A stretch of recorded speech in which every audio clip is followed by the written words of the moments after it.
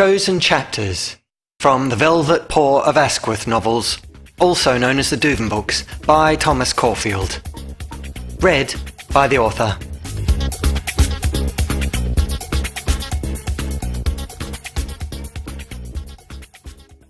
Chapter 5 from The Alchemists of Vra, Chapter 31, in which Oscar endures not only the arrogant bard the Dodo-Sette, but an aeroplane crash only marginally less annoying. Of the 4 plane crashes over 5 books, Oscar is adamant he's responsible for only 2. This isn't one of them. The Dodo-Sette drove them to an airfield at the edge of the city and pulled up outside a large broken-down hangar in the middle of it. He got out and sauntered over to an enormous door which he began sliding sideways. It took some effort, however, and squeaked in protest. But rather than offering to help, Oscar and Vra stared worriedly at the hangar, its state of disrepair not encouraging them to fly in whatever might reside within. Weeds pushed through cracks in the concrete in front of it, and it was only the grass growing between its planks that held the hangar's walls together. Tiles had slipped from a sagging roof and shattered at its footings like industrial dandruff, and the whole thing was distinctly skewed to the left. The uncooperative door seemed the only functional thing about it. While the Dodo-Sette heaved and swore, Oscar lent him a helping paw, leaving Vra to watch the interior appear with withering enthusiasm. She expected a decrepit piece of rusting machinery to appear, the sort of plane that's considered a backup for a parachute rather than the traditional arrangement. But as sunlight flooded the hangar's interior, what appeared was something else entirely. It was an aeroplane so beautiful and shiny that even daylight seemed reluctant to touch it. While Oscar and the Dodo-Sette heaved the remainder of door, she wandered toward it, amazed. Even stationary, the thing seemed eager to fly, tilted upwards as though already smelling the sky. Engines bulged in wings like ridiculous muscles, its propellers black and smooth and ready to tear air such that it would never heal. From its sides, wings spread out with an authoritative pride, the way the Dodo-Sette might, had he a pair. "What do you think?" he asked, arriving beside her. "It's beautiful," she whispered. He humphed in agreement before regurgitating technical details that could just have easily referred to him. "This is a Shreven 123 acidulator," he said. "It has 3 servolector engines delivering a total of 13,000 squems of plint. Its triple-stage VAMs are synchronized to its own splum, and at full thamp it can reach a full frim in under 2 minutes while remaining at a gimple of 1500 speed." "And that's good?" she asked, daring to run a paw along its underbelly. He chuckled. "Good! My dear Miss Vra, aeroplanes simply cannot get any better than this." "This is your aeroplane?" Oscar asked, joining them. "One of them, yes. I have 4 of these in different colours spread across various parts of the world. I tend to use one to get to another, in fact." "Well, I must admit," said Oscar, "that I was expecting something a little less professional." "Your lack of imagination doesn't surprise me remotely, but I am a fully trained Brem pilot and have travelled more skies than you have ears." Vra said, "Why do you keep a machine as beautiful as this in such a dilapidated place?" He smiled. "Convenience, Miss Vra, that, and the fact I do not wish to draw attention to myself." To this, Oscar almost choked, but the Dodo-Sette ignored him.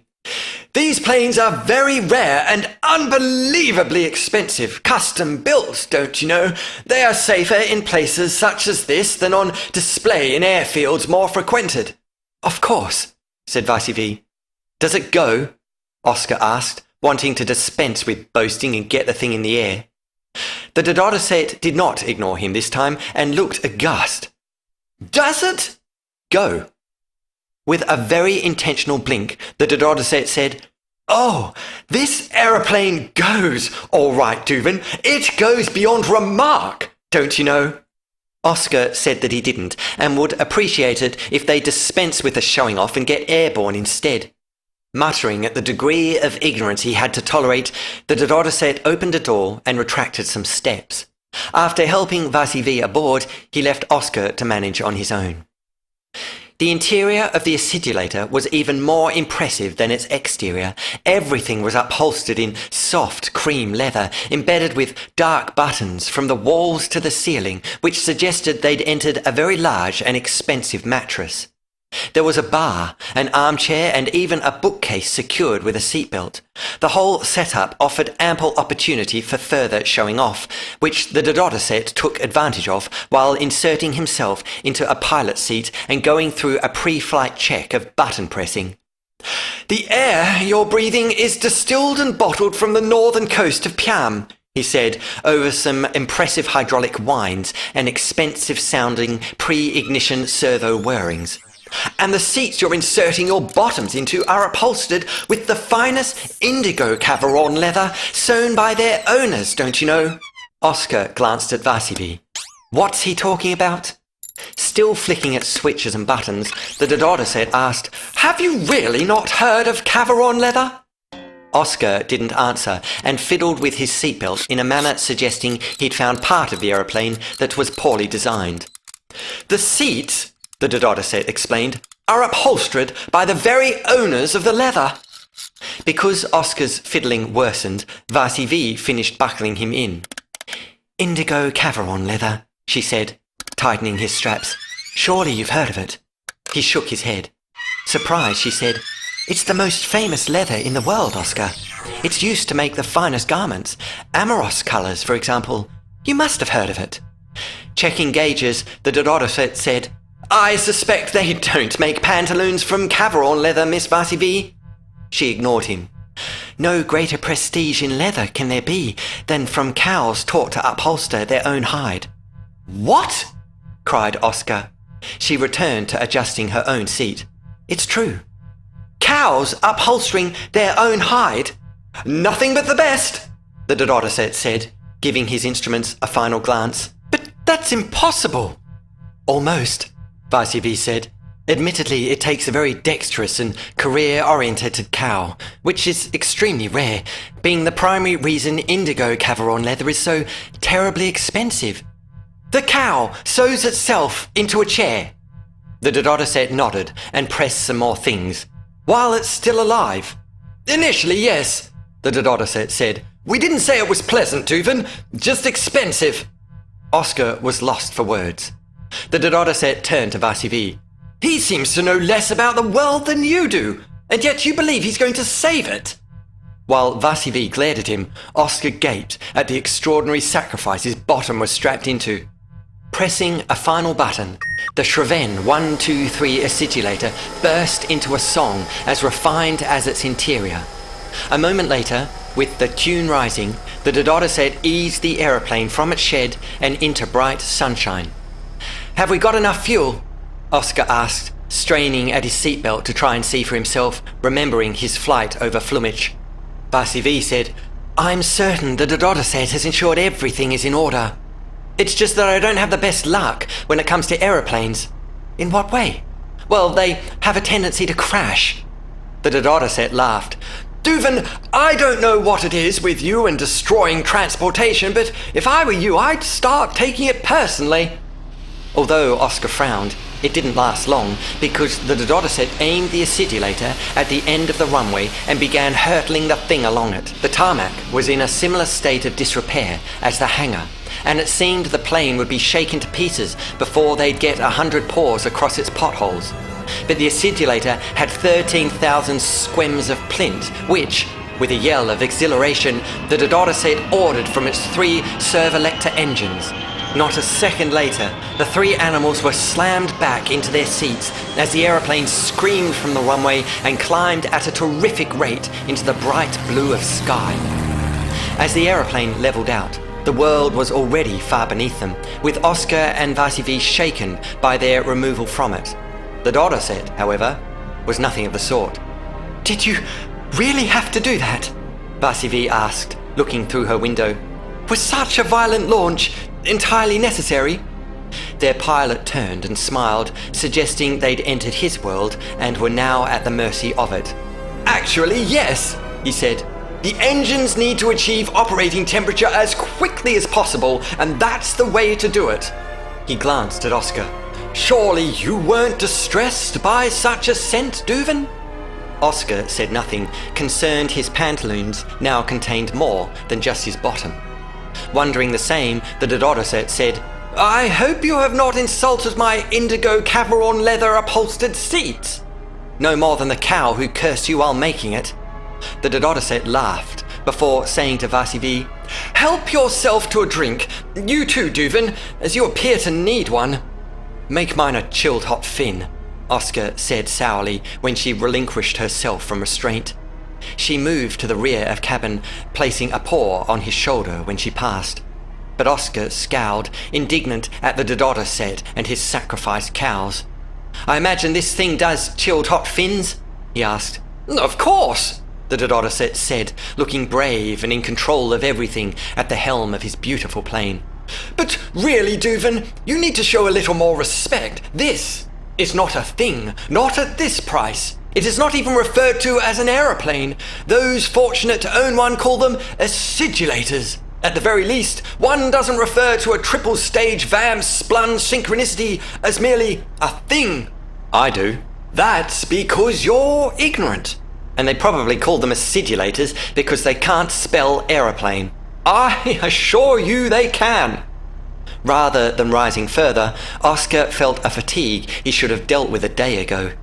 There was no use arguing up here at 1500 speed in the Dodo-Sette's realm. Instead, he looked out the window, trying to ignore the cat's rantings about why he and the acidulator were the very best examples of pilot and aeroplane in the world, followed by how much each was a reflection on the other, which Oscar agreed with as they were both loud, brash, and hollow. The sky both embraced and ignored them, such was its expanse. Its bright blue faded toward the horizon, where it blended in a haze to a vast and sandy plain below. At this height, Arabesque's desert looked featureless, and for a peculiar moment Oscar felt no higher than if he were strolling along a sandy beach. He leaned to the window, trying to see their shadow. Although he could not, he noticed a thin line of road, and recalled with a pang his hurtling in an open-top sports car alongside the Tieress of Arabesque. While the Dodo-Sette's spiel continued, he fought the urge to berate the cat over his insulting the Tieress at his silly recital. Vasivi brought him a chilled hot fin. It was very good, considering their altitude, and he thanked her while she settled back into her chair with a book retrieved from the shelves. How long will it take to get to Vra? She asked their pilot, flicking through pages and sipping her own concoction. We aren't going to Vra. Vasivi and Oscar looked at each other. The Dodo-Sette explained, Vra is uninhabited and consists of nothing but grass, and because it's uninhabited, the grass is too long to land safely upon it. Therefore, in 3 hours we shall touch down in Talsik Kur and continue to Vra from there. But I thought the whole point of flying is so that we can avoid that place. Unfortunately not. Now wait a minute, said Oscar. What about the sea? There's a great big piece of wobbly sea between Talsik Kur and Vra. Yes, what about it? Well, I thought flying meant we were going to avoid that too. I assumed it was all non-stop once we were in the air. Well, you assumed wrong. But we have to get there quickly. The Dodo-Sette turned to glare. Why do you think I'm flying this? Yes, but... He looked at Vasivi in despair. How long will it take if we're going to land first? She asked. The Dodo-Sette shrugged. It rather depends how bad it is. Bad? Yes, Talsik Kur can be very bad. And if it is bad? Then it may take the rest of our lives. What do you mean by that? Oscar asked. The Dodo-Sette turned again. I mean that it may take the rest of our lives. He looked ahead. We have no choice. Flying to Vra is easy. Landing is not. We must land in Talsik Kur and continue south from there. But I don't understand, said Vasivi. You said nothing about this earlier. I did. I've repeatedly warned you about the journey's dangers. Yes, but not about having to stop en route. There is no way to reach Vra other than via the ports of Talsik Kur, which is a bad and dangerous city. should you even manage to arrive outside its walls, you would not survive within them, certainly not without my help." Oscar scoffed. The hot fin had improved his mood, and he was fed up with this animal's continued demotion of everyone but himself. "I don't know why you believe you are the only creature able to survive dangers," he said. "There are many just as capable." "There is immeasurable difference between having intuitive talents and learning skills, Dooven. Any animal can do the latter, whereas the former is both rare and blessed. Being a velvet paw gives you nothing more than a misguided belief that you've compensated for the former. Regardless, in Doodo-Sette Cur, your supposed skill would be wrenched from you, ripped, trodden on, and then used to wipe bottoms before the same is done with the rest of you." Oscar glared at Vasivi, annoyed she'd revealed his title. But she could offer little more than an apologetic shrug. She said, "I do realize, the Dodo-Sette, that you have experienced all manner of dangerous situations, and you've survived them brilliantly, but I can assure you that Oscar has had his own share of remarkable feats." The Dodo-Sette laughed, not turning from the view ahead. "Indeed, that means little in this situation. Doodo-Sette Cur is a terribly dangerous place unless you're me. Nothing can prepare you for what lies within its walls." More scoffs from Oscar, who'd had enough. "I'm quite capable of looking after much more than myself, thank you very much." "I see. So you know well, then, that Doodo-Sette Cur is a city infamous for a rather unusual form of sightseeing photography?" Oscar didn't reply, considering the only answer he had was no. "What do you mean?" Vasivi asked. "So rough is the city, in fact, that when tourists dared visit it in the past and produce a camera, the only photographs they took were internal." Oscar frowned. "Well, what does that mean?" "Let's just say it's not a paw that clicks the shutter." Oscar shrugged, none the wiser. "One becomes one's own tripod," the Dodo-Sette explained. Oscar turned to Vasivi for enlightenment. "Your bottom," she said. "I suspect the camera is inserted forcibly into it." Shifting uncomfortably on his remnants of brave cow, he made a mental note to remain clenched while traversing the place. Recalling Mankey's recount of boiled egg torture, he wondered what was wrong with that end of the earth. "And were I to consider doing some painting?" he asked, in light of Masterful Posh's Curiosa. The Dodo-Sette turned to him. "Then I hope you are stretchy." They fell silent. The Shraven 123 acidulator dipped and bounced as one might expect, zooming across arabesque like an expensive aeroplane over vast desert. The Dodo-Sette checked the occasional gauge and pressed the odd button. Vasivi peered from her window, chin against paw with the book half read on her lap. Oscar glanced at her occasionally, but didn't say anything, worried a passing comment might reignite the Dodo-Sette's self-congratulatory rantings.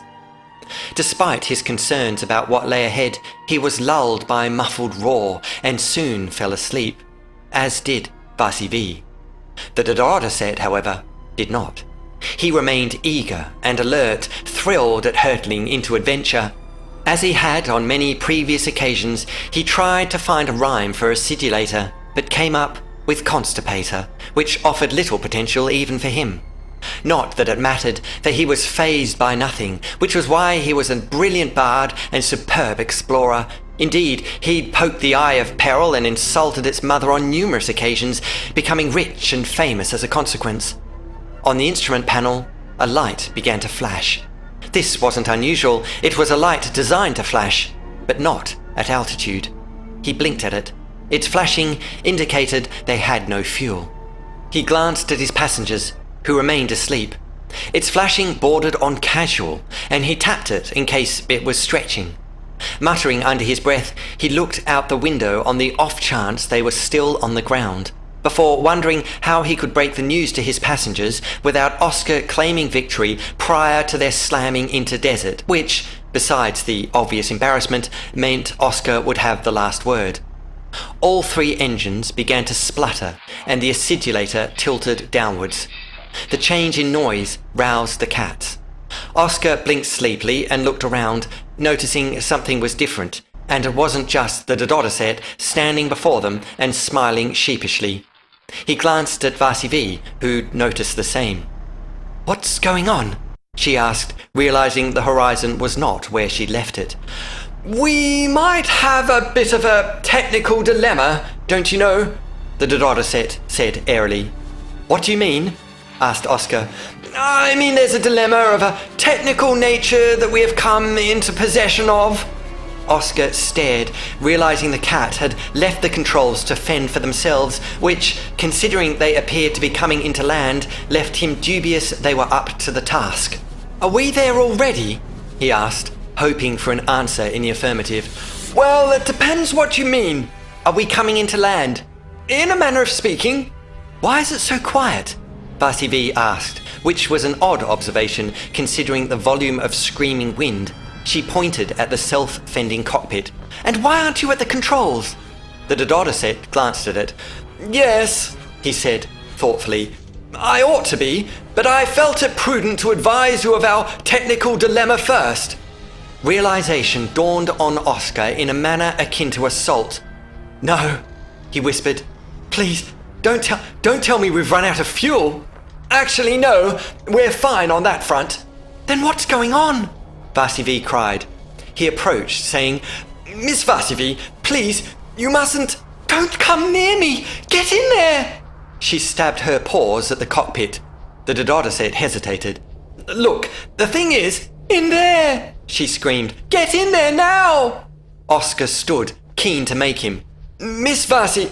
But he was interrupted by Oscar, who threw himself at the cat, an act made easier by virtue of the aeroplane pointing downwards. "Get in there," he growled, grabbing the animal's mane, "and get this stupid acidic thing either level or landed." Indignant, the Dodo-Sette relented and returned to the cockpit. "I'm only trying to be polite," he said. "The least I can do is tell you why we're going to die." Hearing this, Vasivi cried out before sobbing into her paws. "Honestly," he continued, pressing at buttons, "I was only thinking of you. Surely you'd want to know the reason behind such finality, rather than being left in the dark." But Oscar was too busy staring at a windscreen of approaching desert to say anything.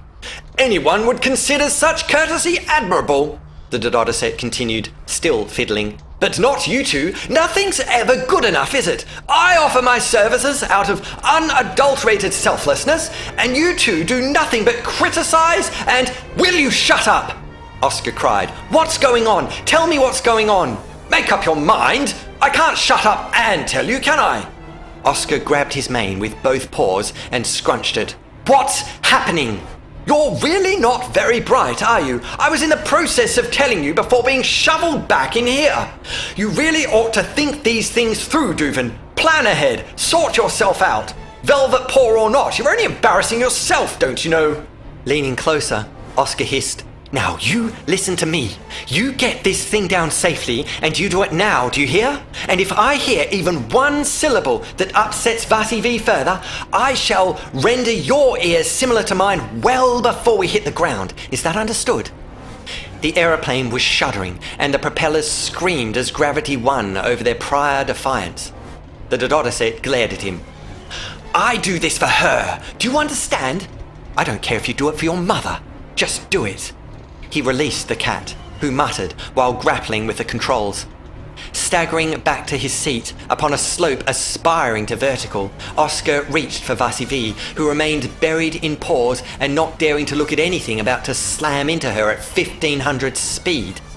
Ensuring she remained buckled, he clambered into his own, cursing that he wasn't the dexterous, career-orientated cow whose hide he now battled with, considering its demise would have been marginally less horrible than what they were about to endure. The aeroplane screamed at a pitch that left all three cats accompanying with a chorus of their own. Thrown about their seats, they stared at rapidly approaching desert.